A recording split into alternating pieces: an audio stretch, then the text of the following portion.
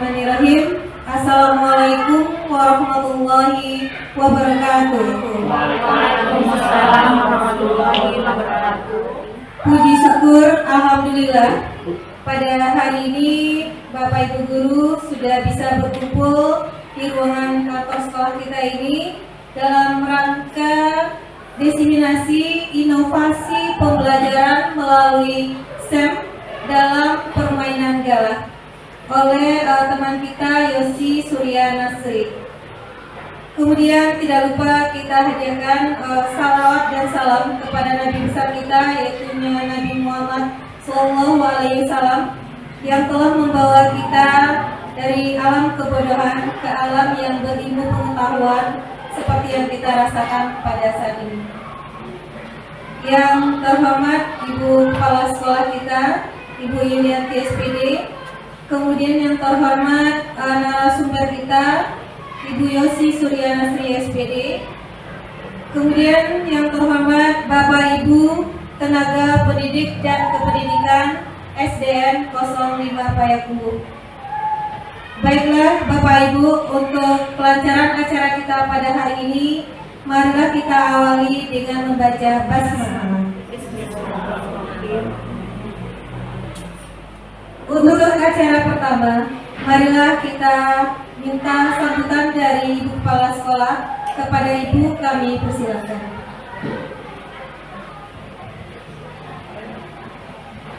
Bismillahirrahmanirrahim. Assalamualaikum warahmatullahi wabarakatuh. Waalaikumsalam warahmatullahi wabarakatuh. Alhamdulillahirabbil alamin. Allahumma shalli ala Muhammad wa ala ali Muhammad.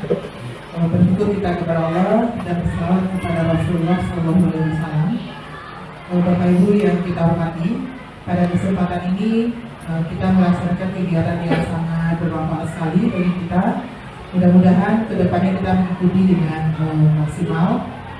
Perlu kita sampaikan bahwa di Kota Payakumbuh seluruh SD itu akan mengikuti lomba inovasi namanya. Dan sekarang kita minta kepada Ibu Yosi memberikan inovasi apa yang bisa kita angkat dalam lomba ini. Mudah-mudahan ini angka awal bagi kita, dan proposalnya atau programnya sudah disusun oleh Ibu Yosi, sehingga pelaksanaannya nanti sambil jalan. Dan kapan dikumpulkan nanti inovasi itu akan kita kumpulkan, bagaimana visi yang kita revisi. Dan mudah-mudahan karya ini bisa kita angkat dalam lomba inovasi sekolah yang ada di Payakumbuh. Mudah-mudahan ke depan bisa lebih menyempurnakan kegiatan ini yang kita dengar sepintas itu sangat bermanfaat dan juga merupakan sebuah inovasi bagi kita. Bagaimana pelaksanaannya nanti kita minta kepada Bu Yosi untuk menjelaskan dan kepada kita. Hanya itu pernyataan saya. Assalamualaikum warahmatullahi wabarakatuh. Waalaikumsalam warahmatullahi wabarakatuh.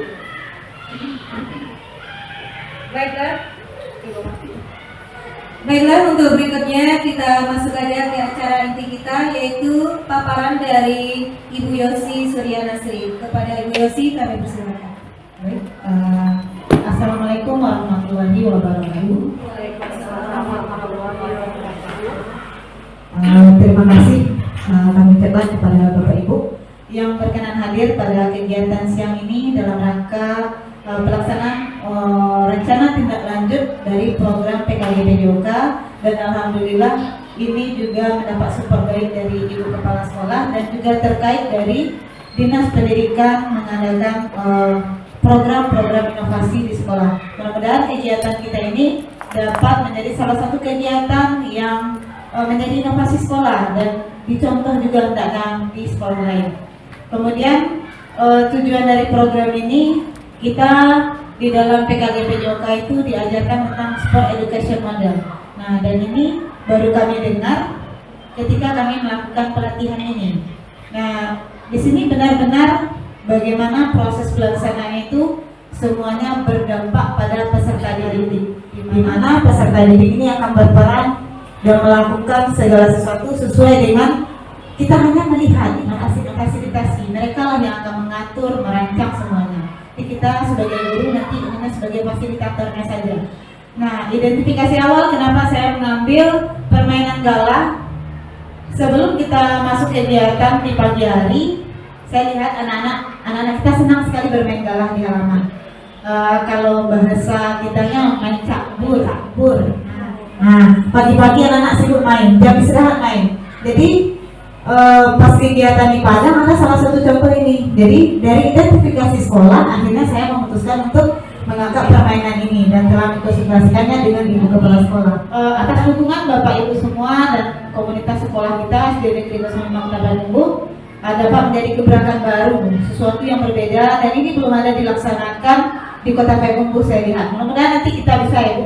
Nah, untuk lebih pahamnya apa itu inovasi sekolah tentang mengangkat metode mengajar melalui set ini, ini adalah latar belakang saya untuk mengangkat ini. Nah, di sini SEM atau Sport Education Model itu merupakan bentuk pembelajaran dengan memberikan pengalaman mengajar, di mana di sini mirip dengan situasi aslinya. Salah satu contoh yang sudah saya terapkan pembelajaran merencanakan satu turnamen mini di kelas 6. Nah, jadi mereka itu merancang satu permainan, mereka yang jadi wasit, mereka yang jadi koordinator kegiatan, ada mereka juga jadi pelatihnya. Di situ mereka asik sekali. Nah, di kelas 6 ini sudah bisa kita terapkan. Di sini secara tidak langsung kita tidak akan menuainya saat ini Bapak Ibu, tapi mereka akan tuai di beberapa tahun yang akan datang. Kita dapat lebih menghidupkan bagaimana bentuk kepemimpinan murid. Nah, kemudian seperti yang dikatakan di awal tadi, bahwasanya selain dari motivasi dan dukungan kepala sekolah, ini juga menjadi salah satu ide untuk mengikuti program inovasi sekolah. Yang penting bahwasanya sekolah kita benar-benar melakukan satu program yang benar-benar berdampak pada peserta didik. Tujuan dari program ini yaitu mengembangkan pengetahuan motorik dan pengetahuan permainan galah bagi peserta didik kita. Nah, seperti yang saya identifikasi di awal tadi, bahwasanya peserta didik kita masih melakukan permainan galah itu, aturan sebenarnya bagaimana? Nah, ternyata ukuran petak dalam permainan galah itu ukurannya 4,5 meter, Bapak Ibu. Nah, peserta didik kita bermain hanya dengan garis lapangan yang kita punya. Itu bagus sekali, mereka sudah memodifikasi, mereka mampu memainkan. Ini merupakan salah satu permainan tradisional. Nah, kita akan angkat lagi ini di sekolah kita, dan ini akan menjadi sebuah program yang insya Allah menambah pengetahuan motorik peserta didik kita. Banyak sekali nilai karakter di dalam itu. Kemudian berikut, meningkatkan partisipasi aktif dan tanggung jawab siswa dalam kegiatan olahraga.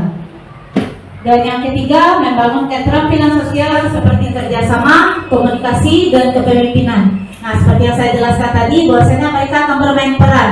Mereka akan melakukan satu kegiatan seperti aslinya. Namun ini diberikan dalam bentuk simulasi sederhana kepada peserta didik. Sebenarnya ketika kegiatan banyak teman-teman yang pesimis dengan SEM ini dilakukan di sekolah dasar. Kenapa demikian? Karena tidak mungkin siswa SD memimpin satu kegiatan, dan ternyata itu bisa, Bapak Ibu. Awalnya saya juga pesimis, namun setelah kita lakukan, ternyata mereka bisa. Ada satu pembelajaran di sini yang dapat kita ambil, bahwasanya segala sesuatu yang belum kita cobakan, belum bisa kita simpulkan bahwasanya itu tidak bisa. Ternyata usaha benar, gagal coba lagi. Nah, disitulah kita akan menemukan satu solusi. Dan kemudian tujuan program yang terakhir adalah menciptakan lingkungan belajar yang menyenangkan dan menantang. Di mana menantangnya? Peserta didik kita belajar untuk berani berpendapat. Nah, ada 3 unsur atau 3 poin penting yang akan kita angkat di sini. Bagaimana voice, choice, dan ownership-nya. Bagaimana peserta didik kita dapat menyuarakan inspirasi mereka, bagaimana mereka bertanggung jawab, dan bagaimana mereka mengelola apa yang telah mereka kemukakan tersebut. Nah, Bapak Ibu, di sini ada capaian langkah dan hasil yang diharapkan. Dari satu program, kita pasti harus menentukan langkah-langkah apa yang akan kita ambil Kemudian dari program yang kita rencanakan tentu kita melihat apa hasilnya. Nah, tidak mungkin kita melakukan suatu kegiatan tanpa ada hasil. Belajar saja kita, ini tujuan pembelajaran kita, ini hasil akhirnya yang akan didapat peserta didik. Nah, sama halnya dengan ini, capaian yang akan kita harapkan dari peserta didik kita yang pertama yaitu berpartisipasi aktif dalam perencanaan dan pelaksanaan permainan dalam ini. Kemudian memiliki pemahaman yang baik tentang aturan dan teknik permainan dalam, merasa percaya diri dalam mengekspresikan ide dan pendapat terkait permainan, kemudian menunjukkan peningkatan keterampilan motorik permainan dalam, dan yang kelima memotivasi dan mengembangkan diri. Seperti yang sudah kita jelaskan di awal, bahwasanya peserta didik kita masih melakukan permainan ini tidak tahu aturan yang benar seperti apa. Kemudian memiliki pemahaman yang baik tentang aturan dan teknik permainan dalam, merasa percaya diri dalam mengekspresikan ide dan pendapat terkait permainan, kemudian menunjukkan peningkatan keterampilan motorik permainan dalam, dan yang kelima memotivasi dan mengembangkan diri.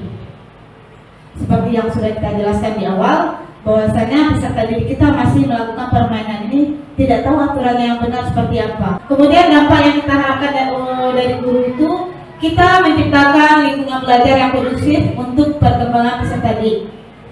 Tidak bisa kita pungkiri bahwasanya kegiatan olahraga merupakan salah satu kegiatan yang menuntun tumbuh kembangnya peserta didik dari segi aspek fisiknya. Nah, dari aspek motorik tersebut akan ada dampaknya kepada psikomotor dan afektifnya. Nah, ini merupakan 3 kesatuan yang sangat penting, selaras dan sejalan. Nah, di sini kita menuntut bagaimana peran guru tersebut dalam menuntun peserta didiknya. Peran guru tersebut memfasilitasi pembelajaran peserta didiknya.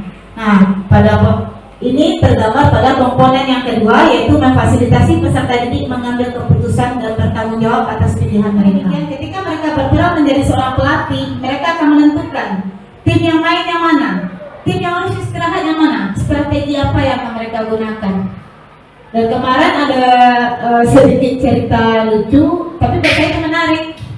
Di awal si anak, Bu, saya mau jadi pelatih. Setelah melakukan peran melihat temannya bermain, tidak tahan nih. Ternyata ketika kegiatan refleksi dia bilang, Bu, saya mau main, sebenarnya saya tidak mau jadi pelatih. Tapi tadi mau. Apakah akan kita katakan? Tidak. Akhirnya kamu menyadari bahwasanya kamu lebih suka bermain daripada jadi pelatih. Bagus, kata saya. Mau dia akhirnya mengumumkan dari satu kegiatan mereka menyadari, oh saya tidak di sini, passion saya tuh tidak di sini, saya sukanya ternyata di sini. Nah begitu. Nah jadi secara tidak langsung kita sudah fasilitasi mereka menyadari kebutuhan dirinya di mana.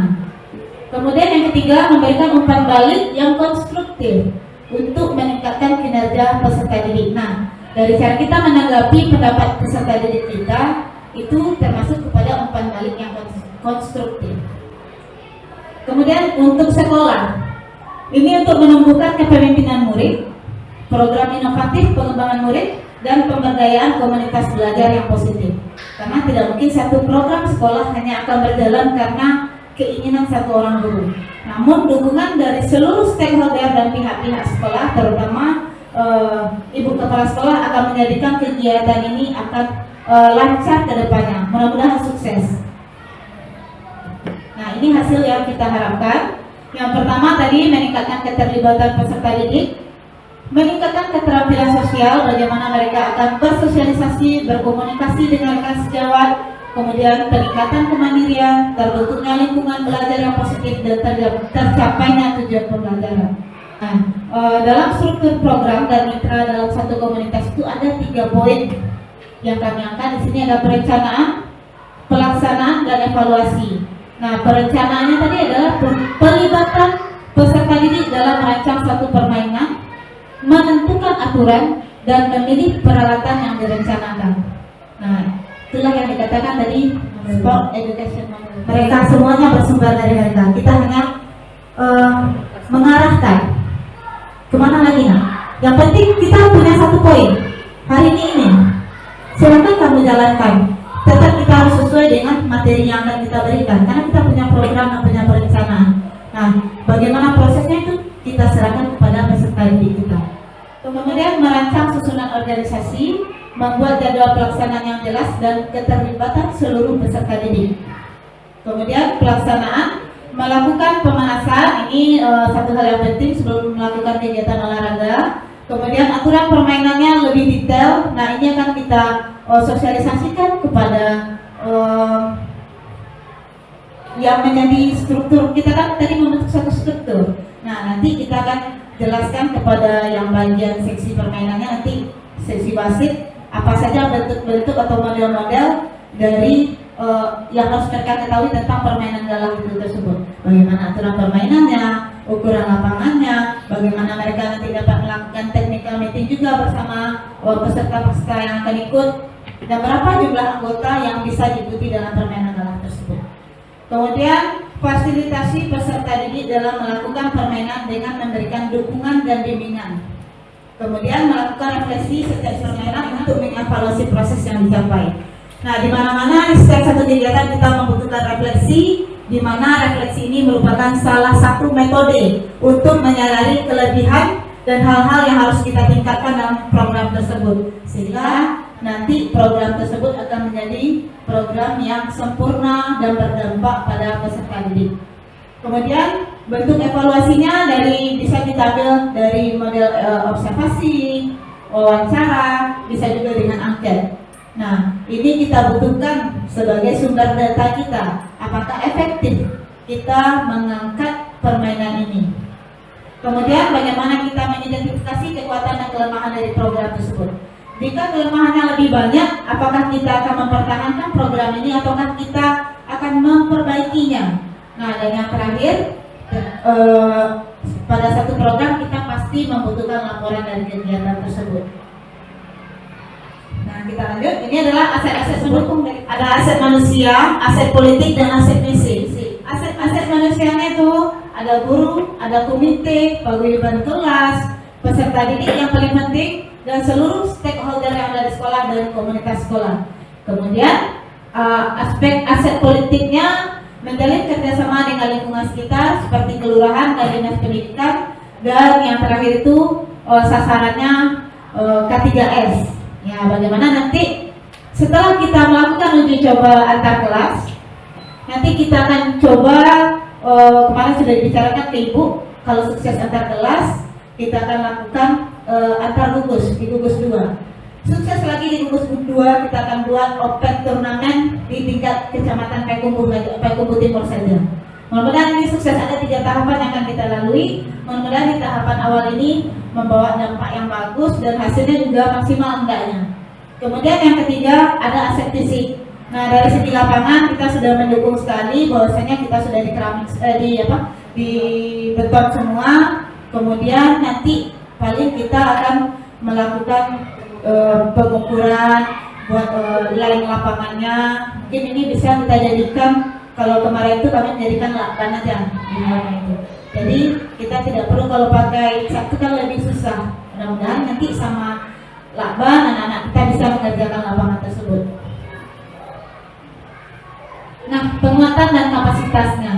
Di sini otomatis di sini yang pertama melakukan penguatan kapasitas itu adalah guru-guru, di mana kita lah yang akan memfasilitasi peserta didik kita. Nah, di sini kebetulan yang mendapat kapasitas tersebut guru PJOK. Nah, yang kedua kita jalin kerjasama bersama anggota PKD PJOK, sharing informasi dan bersama dinas terkait untuk mendukung kesuksesan kegiatan inovasi sekolah melalui permainan galah dengan menggunakan metode SEM. Kemudian memanfaatkan berbagai media informasi untuk mendukung kesuksesan pelaksanaan kegiatan.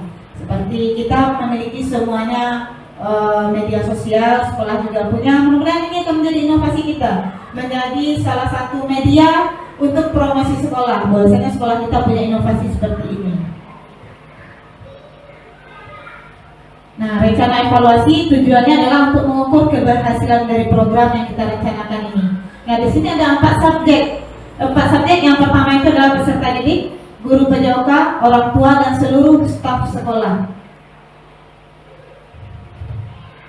Nah, ini ada kendala dan solusi mungkin yang setiap program itu ada kendala, ada solusi yang harus kita lakukan dari kendala tersebut.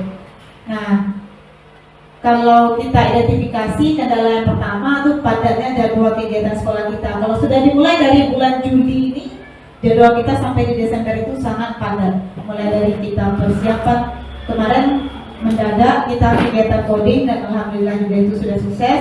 Kemudian sekarang kita sudah persiapan lagi untuk kegiatan 17 Agustus pawai alegorisnya kita. Kemudian ini dalam rencananya kemarin bersama Ibu sudah dikomunikasikan, kita laksanakan juga untuk perayaan 17 Agustus di sekolah kita. Yang saya bilang tadi, kita lakukan antar kelas saja dulu. Nah, untuk kepanitiaan mungkin kita belum minta musyawarah dari peserta didik, karena kita yang sudah melakukan pembelajaran, kita melihat mana anak-anak kita yang memiliki bakat atau talenta untuk berbicara. Nah, itu di kelas 6 saya sudah dapat satu untuk ketua kegiatan, akan mencari lagi untuk ke bawahnya kepanitiaannya yang lain. Mengganti bisa ya Bapak Ibu. Kemudian pelaksana kegiatan yang masih memperhitungkan kesetaraan gender. Dalam kegiatan olahraga masih ada juga beberapa peserta didik merasa tabu dalam melakukan satu kegiatan itu. Udah Bu, laki-laki, padahal tidak ada unsur yang lain, kita hanya di situ tujuannya mencapai kebugaran jasmani. Kemudian menumbuhkan rasa percaya diri dalam memimpin satu kegiatan. Nah, di sini tadi bentuk dari unsur kegiatan yang mengangkat tentang kepemimpinan murid. Nah, disinilah salah satu kendalanya peserta didik kita itu kurang percaya diri mengemukakan pendapat. Mudah-mudahan lewat kegiatan ini sedikit demi sedikit akan tumbuh merasa percaya diri dan mereka akan berani menyampaikan apa-apa saja ide-ide atau gagasan-gagasan yang ada dalam pikiran mereka, sehingga kita sebagai guru mendukung yang tiga tadi. Apa voice-nya siswa kita, apa choice-nya, dan apa tadi Bu Ayu? Ownership. Oke. Nah, di sini solusinya juga sudah kita kira-kira kalau ini kendala, ini solusinya. Juga ada 3. Mungkin dari padatnya jadwal. Nah, jadi waktu kita berpelaksana kegiatan ini kita fleksibelkan. Di mana ada rongga, nah di situ kita masuk. Ya, tuh dukungan Ibu masuk kata Ibu. Nah, kemudian melakukan sosialisasi tentang tidak adanya isu kesetaraan gender dengan maksud mencapai kepemimpinan murid. Namun ini yang kita jelaskan tadi, bahwasanya tujuan kita hanya untuk mencapai kebugaran jasmani. Kemudian bagaimana kita berkolaborasi? Sekolah berkolaborasi dengan aset-asetnya, dengan orang tua, dengan komite, dan dengan lingkungan. Kemudian dengan peserta-peserta didik lainnya antar tingkat kelas. Nah, baik, mungkin demikian Bapak Ibu tentang program sekolah yang telah kami paparkan. Apakah ada pertanyaan dari Bapak Ibu terkait dengan kegiatan yang sudah kita paparkan tadi? Kalau ada, boleh 2 atau 3 pertanyaan. Kalau tidak, berarti kita tutup. Ya, tinggal pelaksanaannya lagi ya Bu Ayu, tinggal kita eksekusi. Mudah-mudahan dengan kerjasama ya Bapak Ibu, kegiatan kita ini lancar enggaknya. Saya benar-benar berharap, karena belum ada sekolah di Payakumbuh mengangkat model SEM ini, belum ada. Mungkin SEM ini hanya dikenal dari beberapa kalangan. Saya coba searching. Sekarang lagi marak itu kegiatan atau webinar tentang sport education model itu seperti apa, penerapan di kelas itu seperti apa. Nah, saya sudah cobakan, saya senang sekali dengan model ini. Rata-rata di dalam modul aja saya menggunakan model sport education model. Hanya 2 model pembelajaran mandiri dan sport education model. 2 ini yang saya ambil. Ini benar-benar ada dampaknya. Saya bisa lihat yang mana peserta didik kita yang mampu mengkoordinir satu kegiatan, yang mana mereka yang hanya mampu untuk melakukan kegiatan terjadi peserta, dan ada lagi mereka berani untuk mengidentifikasi kelebihan dan kekurangan temannya. Nah, mudah-mudahan ini nanti kegiatan ini juga dapat kita sosialisasikan dalam pembelajaran, kegiatan-kegiatan project. Nah, untuk P5 sebenarnya ini bagus menggunakan SEM ini. Mudah-mudahan ibu-ibu juga nanti bisa menerapkannya di kelas masing-masing. Dan mungkin demikian paparan singkat dari saya. Akhir kata saya sudahi dengan mohon maaf. Assalamualaikum warahmatullahi wabarakatuh. Dan saya kembalikan kepada moderator MPLS.